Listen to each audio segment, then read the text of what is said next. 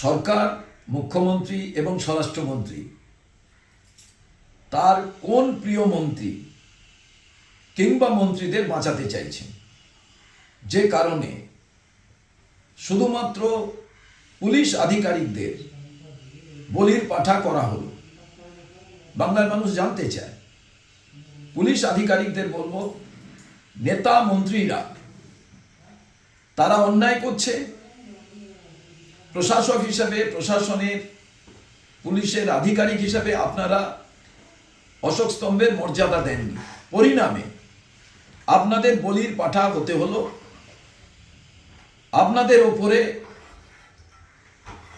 যে শাস্তির খাড়া নেমে এলো, এর থেকে বোঝা যায় যে সমস্ত ব্যাপারটাকে সরকার আড়াল করতে চাইছে।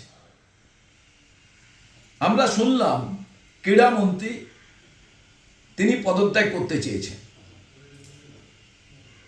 এই মেসি কাণ্ডের সঙ্গে যারাই যুক্ত তাদের তো অ্যারেস্ট করা প্রয়োজন।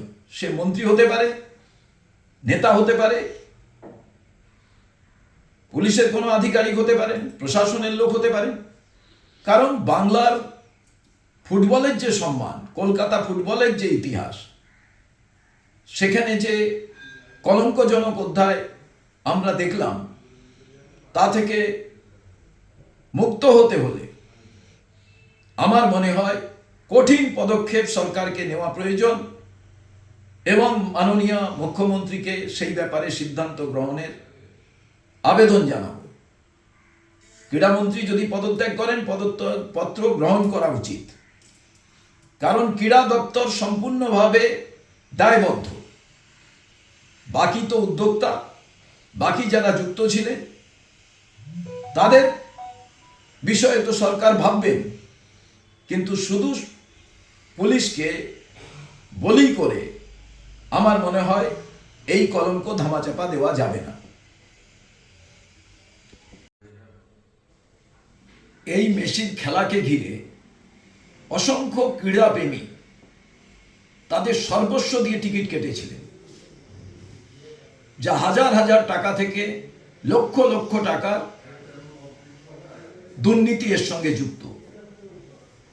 তারও বিচার হওয়া প্রয়োজন। তার কারণ এই অর্থনৈতিক যে ঘাপলা, এটাও কিন্তু ক্রীড়া দপ্তরের সঙ্গে ওতপ্রোতভাবে জড়িত। সরকার এটা কোনোভাবেই অস্বীকার করতে পারে না। এটাও বাংলার মানুষ জানতে চান। যারা খুব কষ্ট করে টিকিট কেটেছিলেন তাদের টিকিটের টাকা ফেরত দেওয়া প্রয়োজন বলে আমি মনে করি।